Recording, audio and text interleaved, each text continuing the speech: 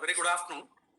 I thank Dr. Tangavelu sir, the whole team for giving me this opportunity for this osce in dermatology. I thought I'll split it into four. The common conditions, one I'll touch upon. Second, genetic disorders and even the neurocutaneous markers. And if time permits, drug reactions also I thought I will take it. So here is a 5-year-old boy presented with asymptomatic hypopigmented patches over the face for the past 2 weeks, and there was scaling that was seen on the patch and the borders were irregular. So this is the picture. It's one of the common conditions we come across. So what is the diagnosis? What are the other differential diagnoses we can think of, and treatment of all the differential diagnosed conditions? We'll see one by one. So this is an hypopigmented patch that you can see. It's an asymptomatic patch, and it is there for the past 2 weeks. And if you see, you look at the border, there is scaling also that is present. And if you look at the border is ill-defined. So normally, whenever you think of any hypopigmented patches with scaling on the face or on the body, these are the following common conditions that you should come across in your mind. One is pityriasis alba, the other is pityriasis versicolor, seborrheic dermatitis, and polymorphous light eruption. So what we saw here is a scaly lesion, asymptomatic lesion, but if you see the borders, they are ill-defined. That goes more in favor of pityriasis alba. Initially, the thought was it could be a worm infestation or vitamin deficiency, but it is purely an endogenous eczema. Most of the atopics will have these conditions, and rarely other children also without ATP also can manifest these conditions. So it can be single or multiple, and it can be recurrent also. Up to 15 years, it is very, very common.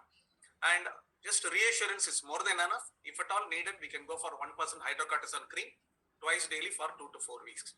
If it doesn't subside with that, we can go for tacrolimus or pimicrolimus. And very rarely, we have to resort to POA therapy. This is the other hypopigmented patches. The other differential diagnosis we can think of is this pityriasis versicolor. Here you can see that it's a hypopigmented scaly lesion, again an asymptomatic lesion. But if you look at the borders, they are well-defined borders. They're very, very well-defined or pencil-line borders. So this is more in favor of pityriasis versicolor and occurs in the seborrheic areas, and particularly on the face, chest, back, and the trunk. These are things here. The treatment is going to be topical azoles twice daily for 6 weeks. And again, recurrence is very common because these are the individuals who don't have, genetically, they don't have resistance to this fungus, the malassezia. And suppose if it occurs on the face or extensive lesion that occurs on the face or the body, we can go for topical as well as systemic antifungals can be used, like 2% selenium, 2.5% selenium sulfide. It has to be used only on the trunk, not on the face. 10 minutes contact time is more than enough. And fluconazole, the higher dose, normally we give here between 8 to 12 milligram per kg body weight. Once start, and then again after 1 week we can repeat it. The other hypopigmented patch that is commonly seen is the small lesions. You can see small macules, scaly macules. And if you look carefully on the front of the ears, you can see there is some amount of dandruff also. This is seborrheic dermatitis. Here we can treat this condition with an antifungal, or your ketoconazole based shampoos. And for the face lesions, you can go for either hydrocortisone cream itself can be applied for 2 to 4 weeks. And for the scalp, we can go for ketoconazole or ketoconazole ZPT combination can be used twice a week for 3 months. We can use it. This is another condition, differential diagnosis of a scaly hypopigmented lesion. But here, this child had itching on the face. And particularly whenever he is exposed to sunlight, he has itching or burning sensation. So this is polymorphous light eruption. This is the only condition which has got itching or they will have burning sensation when they venture into sunlight. It is commonly seen on the face and the forearms or on the neck regions where the sun exposure is there. Here again the treatment is going to be topical steroids, but to protect from further occurrence of these lesions, we have to go for a sunscreen. Most of the time we use micronized zinc cream that can be used, and this sunscreen can be used even above 6 months of age itself. It is very safe, you can use that. And also you can have a protective clothes and a broad brimmed hat. All these things can protect from polymorphous light eruptions. So these are the 4 common conditions which has a scaling and it will be hypopigmented on the skin. So in case you come across any scaly lesions, you need not think about Hansen's or vitiligo because those are all non-scaly lesions. And most of the scaly lesions you can treat. Coming to the next scenario, this is a 6-year-old child presenting with asymptomatic hypopigment patch on the face, which was non-scaly. So this is the patch where you can see that it's a non-scaly patch. The previous patches what we have seen are scaly. So what are the other differential diagnoses you can think of? And are these conditions contagious? And how do you treat these non-scaly hypopigmented patches? So the common hypopigmented patches, Hansen's disease, which is common in southern part of our country, and early vitiligo. A typical vitiligo is easy to diagnose, but early vitiligo will manifest as an hypopigmented patch. And the next common thing is post-inflammatory hypopigmentation following an impetigo or following some skin conditions. And the other one is if it is present since birth, it could be nevus anemicus or achromicus, or they would have used some topical depigmenting creams, particularly in adolescent age group, or steroids. That can be the cause of this non-scaly lesions. So here in Hansen's, particularly when it occurs on the face, you may not be able to appreciate the loss of sensation because face is bilaterally represented and even the multiple innervations are there on the face. So there may not be, but if you may ask the child to stand in the sunlight or do some exercise, if there is loss of sweating in that area, that can give one more diagnosis. And if at all you have to make a diagnosis, there is no other go, then we have to resort to biopsy. That is the only way we can make a diagnosis.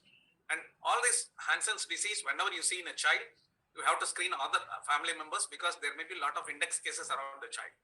And you usually have to refer to the dermatologist. We are not going to treat, but we can use a paucibacillary treatment for this Hansen's disease with dapsone and rifampicin. This is another hypopigmented patch without scaling. This is very difficult to make a diagnosis initially because this is an early vitiligo. A typical vitiligo will be like this. So this is very easy to make a diagnosis. This is a depigmented patch what you come across. But whereas in an hypopigmented patch, it is very, very difficult. Again, from the pediatric point of view, you are not going to treat there. It is better to send to the dermatologist. They will take care of this condition.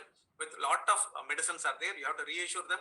And topical steroids in the form of fluticasone, mometasone. Depending on the age group, we can use the creams. And tacrolimus. Sometimes we have to resort to narrowband UV, Povasol, and immunomodulator therapy can be used for this.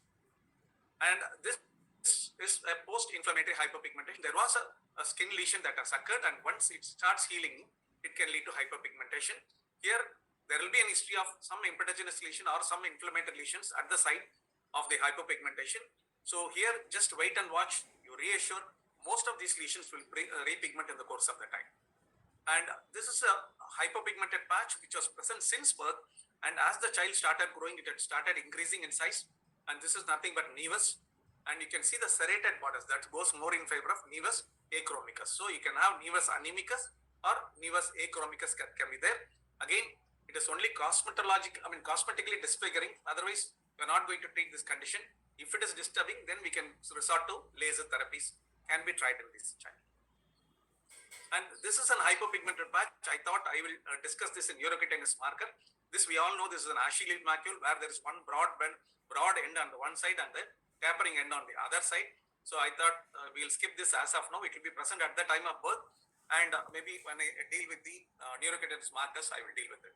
The next hypopigmented patch you can come across since birth or maybe in the first year of life you can come across is this hypomelanophytoma. Here you have bizarre hypopigmented lesions which will follow the Blaschko's lines. These Blaschko's lines are imaginary lines that are present in the body. So we can see that, or sometimes you can have an hypopigmented lesions exactly unilaterally it can be there. Sometimes it can be bilateral and these type of lesions can be there. Here, this is hypomelanophytoma. Again, for the skin purpose, we are not going to do anything.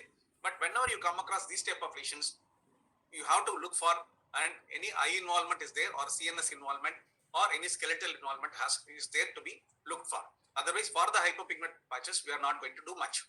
So, if you broadly take it, all hypopigmented patches with scaling can be treated, and most of them they'll come under treatment. And most of the hypopigmented patches, either they become all right on their own, like post-inflammatory hypopigmentation, or some you have to refer to the dermatologist, and some of the conditions it has to be treated like Hansen's disease.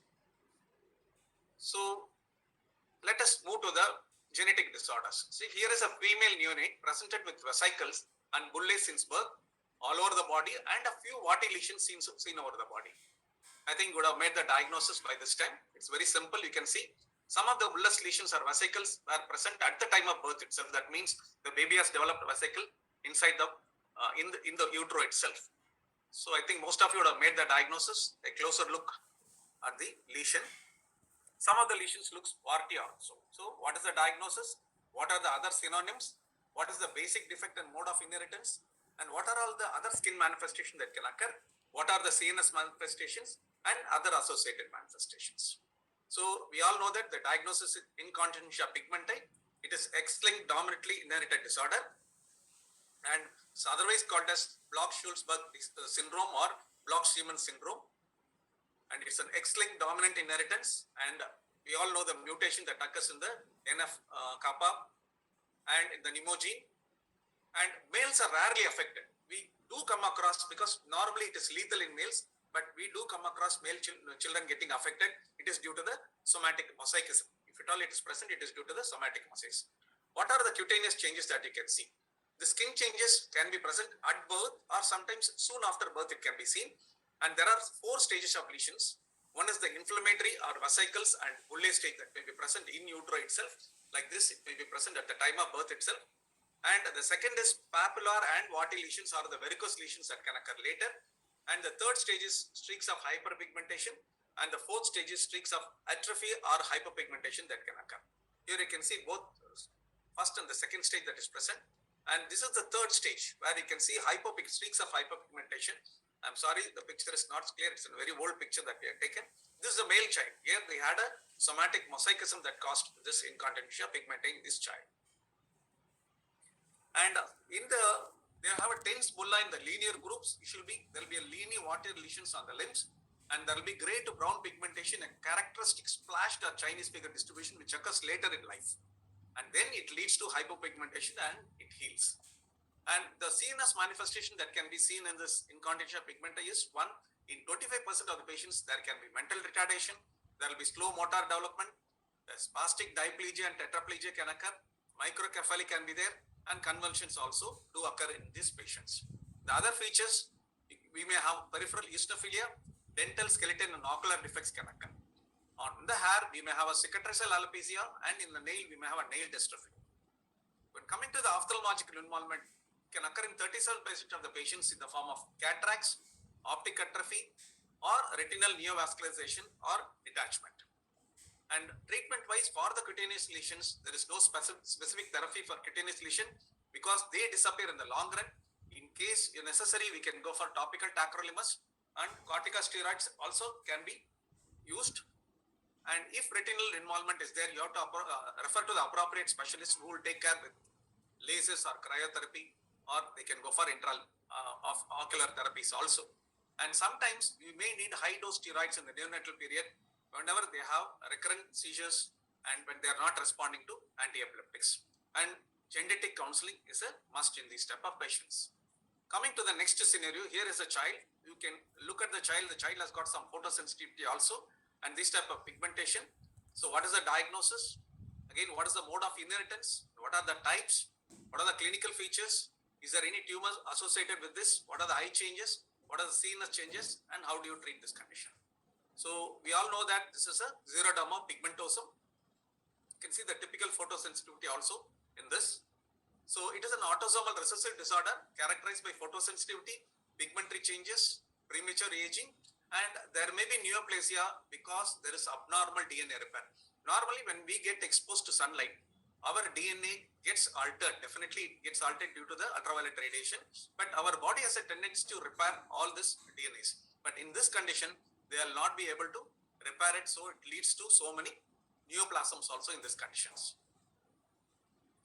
And in the cutaneous, the other findings you can see is freckling and increased dryness can be seen, which will be manifested early in the face and on the hands, neck, and other sun-exposed areas. And there will be irregular pigmentation due to the fusion of freckles. There will be angiomas and telangiectasias, and atrophic patches can develop later.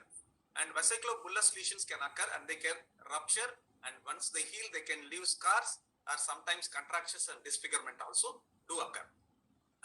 And there are many neoplasms that can occur which can be benign or malignant. In benign, we can get keratoacanthoma, seborrheic keratosis, and acne keratosis. Whereas in malignant lesions, slowly they can develop basal cell carcinoma, squamous cell carcinoma, melanoma, fibrosarcoma, and angiosarcoma can be seen in this condition. And in the eye, they can have photophobia, which you have clearly seen in the picture, conjunctivitis, vascular pterygium, corneal opacities, ectropion, sembliferon, and epitheliomas of lids, conjunctiva and cornea, and pigmented macules on the conjunctiva can be seen. In CNS, they can have neurological changes in 20% of patients, and particularly in the there are groups, 8 groups, when the complementation groups of A and D and a few from C can develop neurological changes. And whenever the child has got photosensitivity, they are more prone for neurological changes also. And not only that, this defective DNA repair can cause abnormal neuronal function. And the CNS, as I told you, the features will include mental retardation, ereflexia, hyporeflexia, spasticity, ataxia, sensorineural deafness, dysphagia, and abnormal EEG findings can occur. And this is another syndrome which is associated with xeroderma pigmentosum, that is de sanctis Cochiani syndrome, where there will be microcephalic, severe mental retardation, dwarfism, hypogonadism, deafness, chorioathetosis, and ataxia also can occur. The treatment, again, we are not going to do much for the, like if they have CNS manifestation, then appropriate specialist has to be treating the baby. Normally, we have to do genetic counseling, and for the skin purpose, we have to protect them from sunlight so that the DNA does not get damaged. So you have to give sunscreens, protective clothing, and protective sunglasses has to be given for these patients. Coming to the next child, this is a 3-year-old child presented with history of light colored skin lesions at the time of birth, which are more than 8 in number, and it developed small nodules over the trunk at the age of 2, and there was history of convulsions at the age of 3. You can see that there were multiple cafe macules that are present and also the nodules that are seen there. So what is the diagnosis? What is the mode of inheritance? What is the systems involved? What are the conditions associated with light colored patches on the body? And what are the types of the disease and criteria for diagnosis and treatment for this? So we all know this, the diagnosis neurofibromatosis, and the mode of inheritance is autosomal dominant with complete penetrance, and 50% is due to gene mutation, and mutation is seen at the centromere on chromosome 17.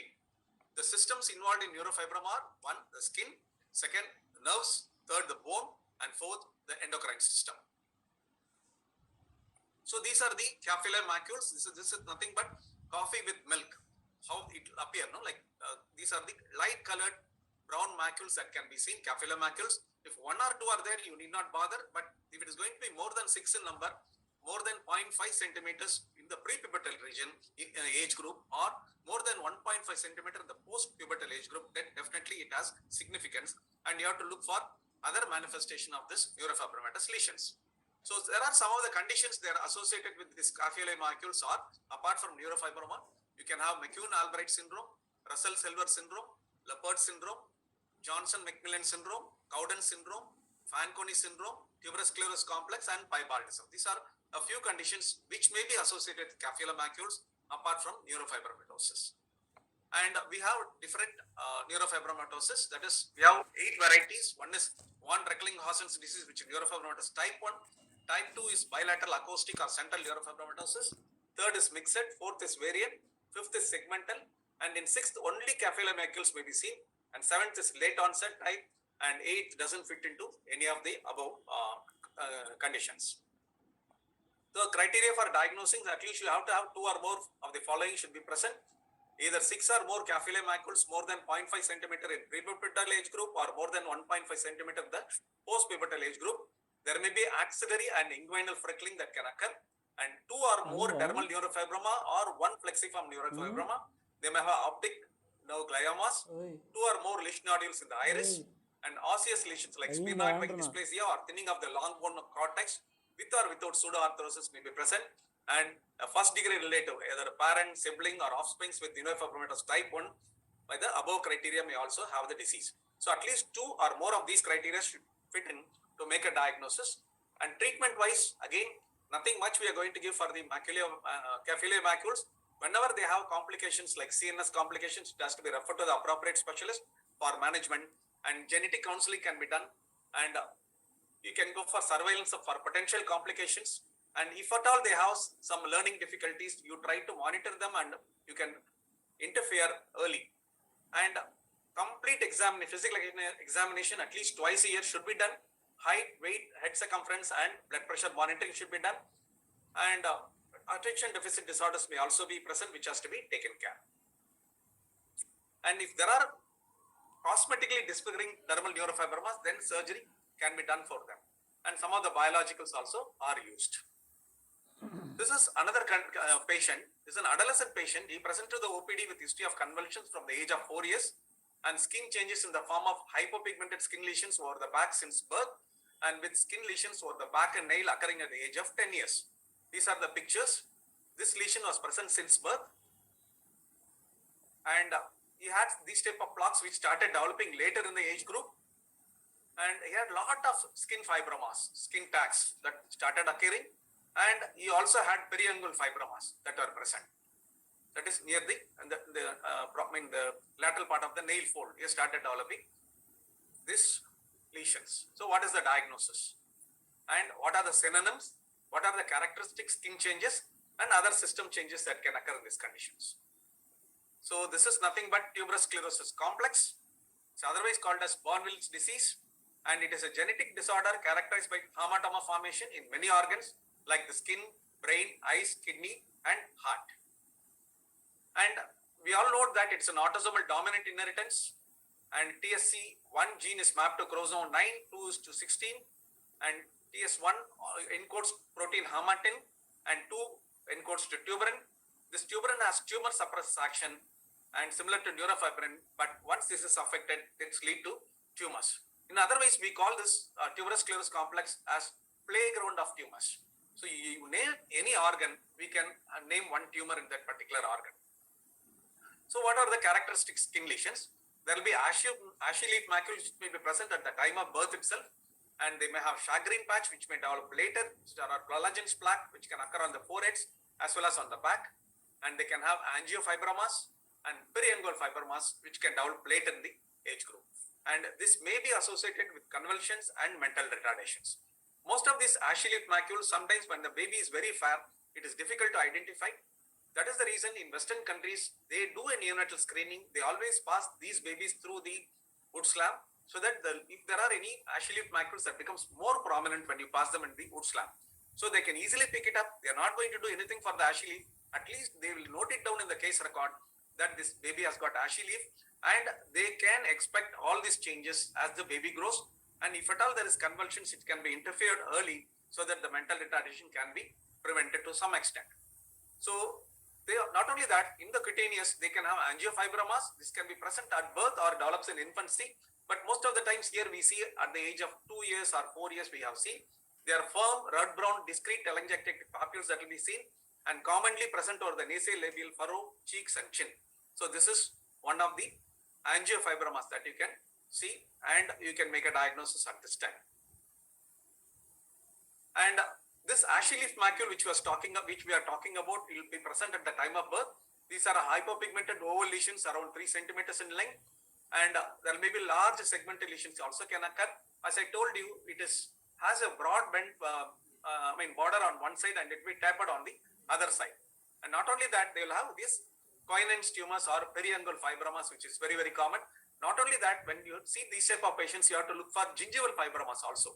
So they can have either skin tags that can be present or periangular fibromas, or even gingival fibromas has to be taken. And most of these periangular fibromas appears at or after the puberty. So these are the Coinen tumors that can be present. So what do you mean by Sjagren's patch? Sjagren's patch are elevated soft skin colored plaques usually seen over the lumbosacral regions, but sometimes it can be seen on the forehead also. It will have an elephant height. That will be a thick skin that will be present, or an orange peel appearance can be seen. And they can have fibromous tumors. I told you, you can get it on the gums, palate, tongue, larynx and pharynx. And tooth enamel pits are also can be seen. And poliosis, that is focal hypopigmented, or depigmented hairs can be seen. And the first picture I showed you is called as molluscum pendulum, or multiple skin tags that can occur on the trunk regions or on the neck region it can occur. And in ocular, they can have retinal phacomas, pigmentary and other retinal abnormalities can occur, and hypopigmented spots in the iris may be seen. In CNS, more than 60 to 70% can have mental retardation, convulsions can be seen, and behavioral disorders, psychotic symptoms, and sometimes there may be tumors associated. That's what I said. It is otherwise called as playground of tumors. So wherever you name, we can get tumors. Particularly in CNS, you can get subepidermal nodules, subepidermal giant cell astrocytomas can occur. And in cardiac, rhabdomyomas are common, and they can have WPW syndrome. And in renal, angiomyolipomas and cystic renal disease are common.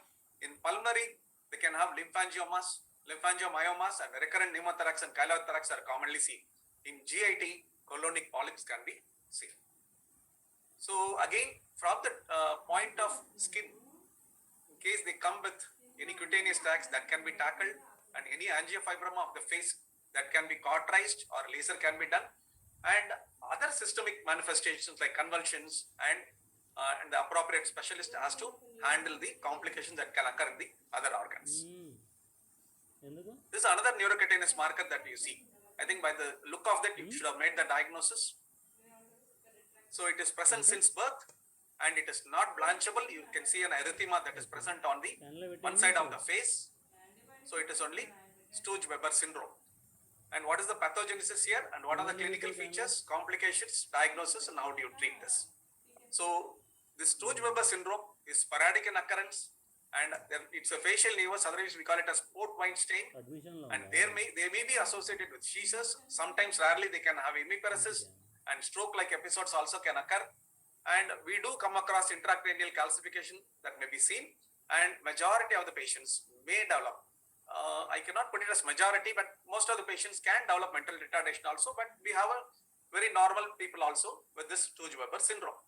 So why does this occur? It results from the anomalous development of the vascular bed in the early stage of cerebral vascularization, and the overlying leptomeninges are richly vascularized, and brain beneath it becomes atrophic and calcified. So that are the reasons for some of the complications in the CNS. And this nevus over the face, particularly when it is seen in the upper face, and eye involvement is there. And the complications like ophthalmos and glaucoma of the eyes, if the port wine stain is situated near the eye, can occur. And seizure, if you take, it will be more of focal tonic-clonic type after 1 year of age on the contralateral involvement also can occur. And these seizures may become refractive, and it can lead to hemiparesis also. And due to the thrombosis of the cortical veins that may be present, they can have other stroke-like lesions or visual defects can occur. And learning difficulties or mental retardation can occur commonly in these type of individuals. So diagnosis, you can do a skull X-ray where you can see a calcification of the occipital region appearing as railroad appearance, and CT can help in the diagnosis, and MRI also can help in the diagnosis of this Stooge-Weber syndrome. Treatment, again, seizure control, management of the learning problems, and regular ophthalmological checkup can be done. And for the facial nevus, we can try pulse dye lasers. Flash lamp pulse dye lasers can be tried for the port wine stain. This is another common condition. I mean, not so common conditions, but it can be asked in OSCE. You can see that. So what is the diagnosis? It is Ehlers-Danlos syndrome. What is the sign that is seen in the second photograph? What I have shown here. What is the sign that is seen?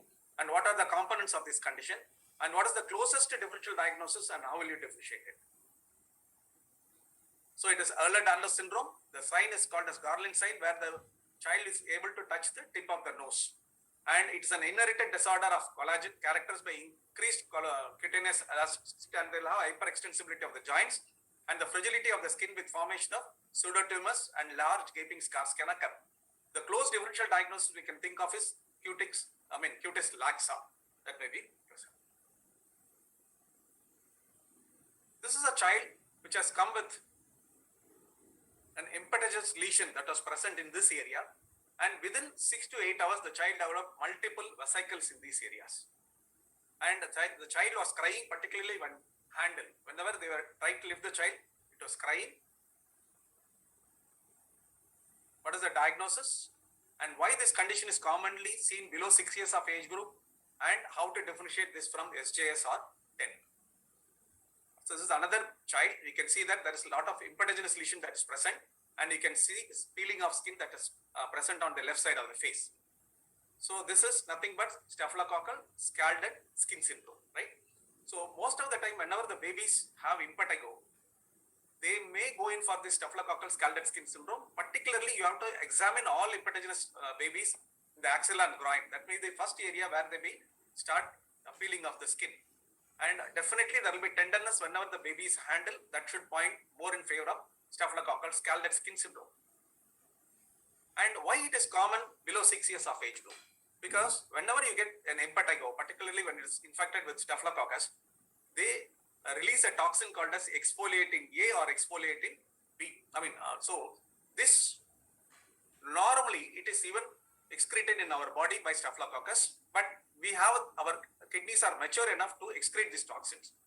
But in babies below 6 years of age group or children below 6 years of age group, the kidneys are not mature enough to excrete these toxins.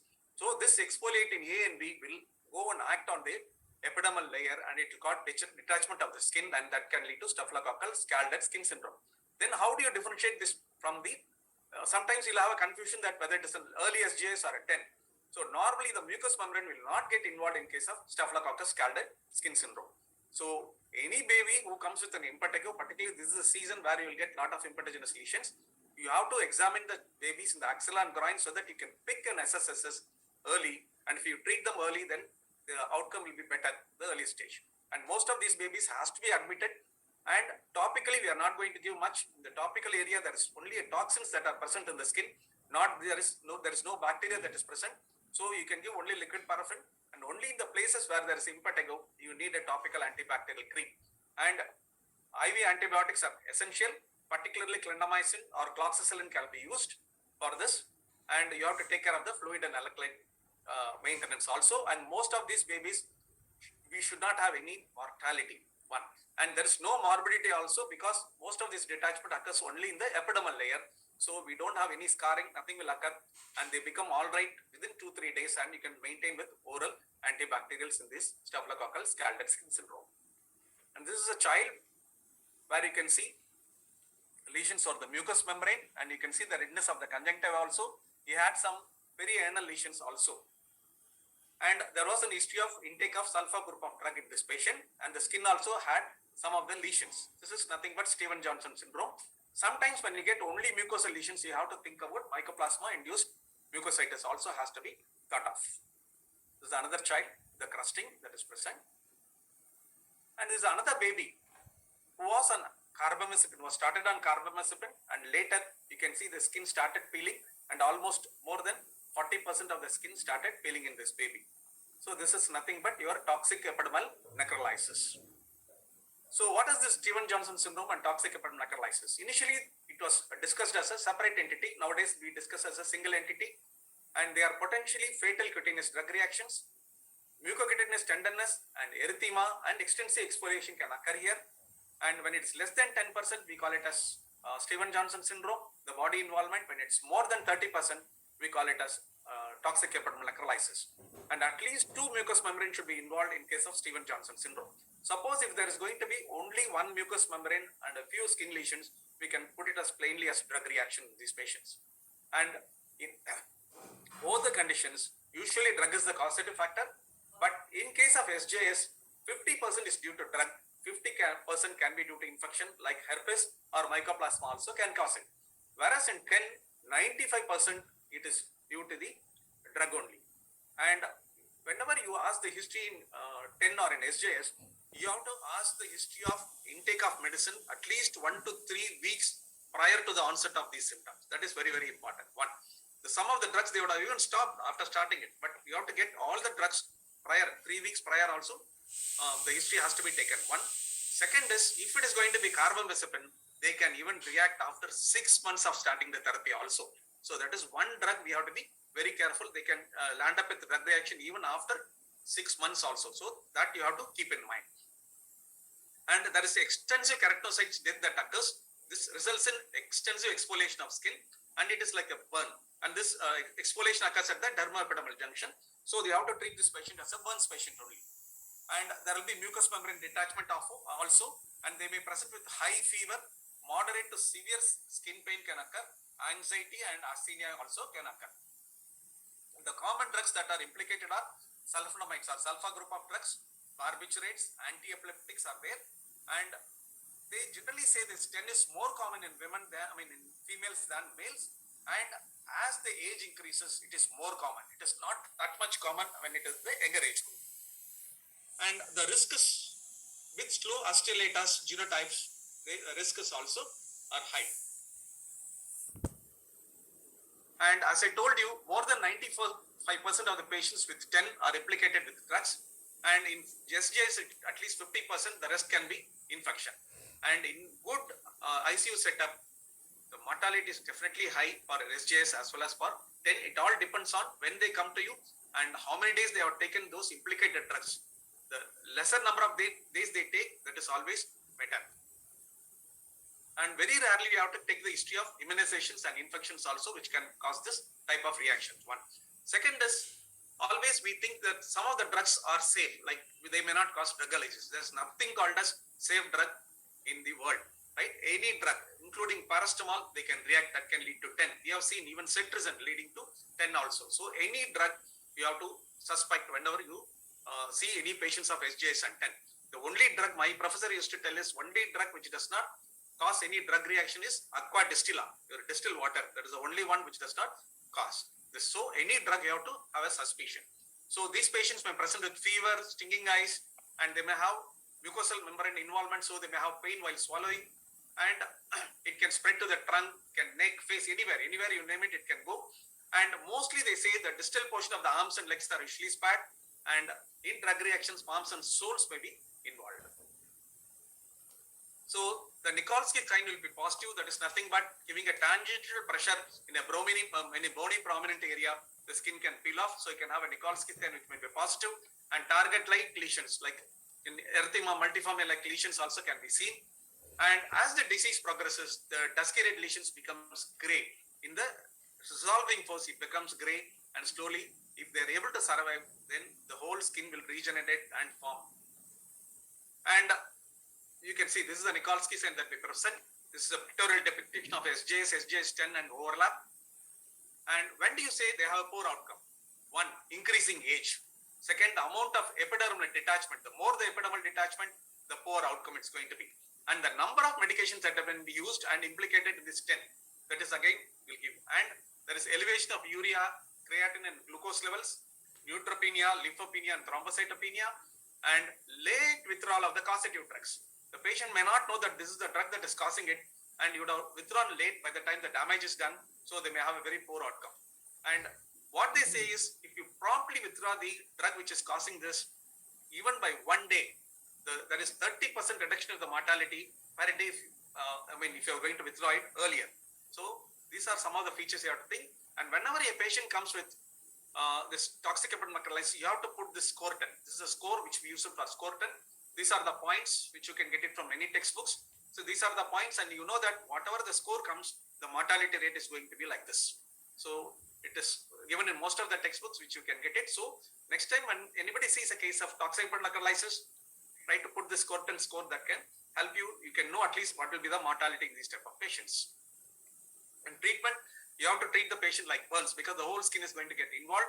And so you have to take care of the fluids, you have to take care of the electrolytes, and any renal insufficiency has to be taken care, and daily wound care has to be done, particularly over the face, mouth, nose, ears.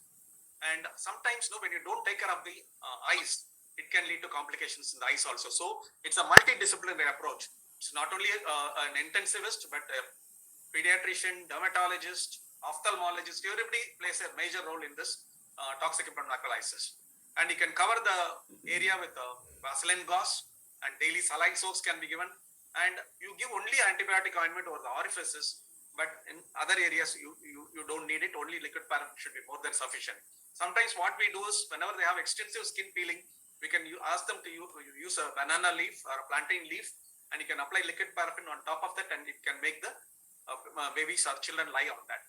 And eye care is very, very important, and antibiotic eye drops, if necessary, will be prescribed by the ophthalmologist, and nostrils has to be clean. And mouthwash also has to be done several times in a day with saline because of the mucosal involvement. And still in some of the conditions we use systemic steroids, a short course of systemic steroids, but still it's a controversy. People say that it can lead to septicemia, and one of the common cause of death also can be sepsis also. So it's still a controversy. But if after the cyclosporin, we have not come across much of mortality in these patients. So when a 10 patient comes to you early, and a child comes to you early, then IVIG definitely plays a role. IVIG, you can give it more than 2 grams per kg body weight for 3 to 4 days. You can give it, gives an excellent results. And along with that, you can add cyclosporin also for at least 2 weeks, and you can abruptly stop. You do not taper cyclosporin at all. And we have seen that if they come later, if they present to you later, they have been treated elsewhere and they come to you later, IVIG does not have much role in that. Again, only cyclosporin can help in those type of situations. So definitely cyclosporin will help whether they come early or later. And we have seen that the mortality rates have gone down after the usage of cyclosporin. And ultimately, if everything fails, then we have to go for plasmapheresis. That has to be done in these cases. So the prognosis, death occurs in 1/3 of the patients in 10. So the mortality is very, very high. As I told you before, even in a good ICU setup, the mortality can be 1/3. And all 10 patients has to be managed in intensive care units only. And any other infections like Staph aureus and Pseudomonas aeruginosa has to be taken care of it. And transepidemial fluid also has to be taken care, and electrolyte imbalance has to be corrected. And you have to look out for this inhibition of insulin secretion and insulin resistance, hypercatabolic states, and multiple organ failure has to be watched, because they all play a role in the poor outcome of the toxic epidermal necrolysis. Normally, when they start recovering, they heal within 3 weeks, and particularly the proliferation and migration of keratinocytes will occur from the neighboring healthy skin.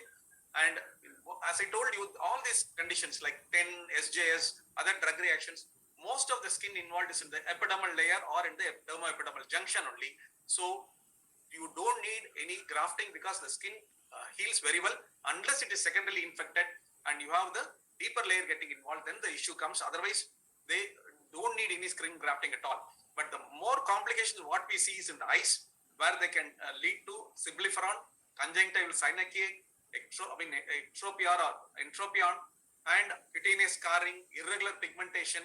So many things can occur. Only these we have to take care. So mucous membrane complications are more in these patients. Otherwise, when they heal, they have a very good prognosis. So this dermatology is a very big conditions. I thought only with this limited time, I thought I'll cover only these important topics. So a pediatrician can easily manage dermatology like this. So it's not at all a problem. Thank you so much, sir.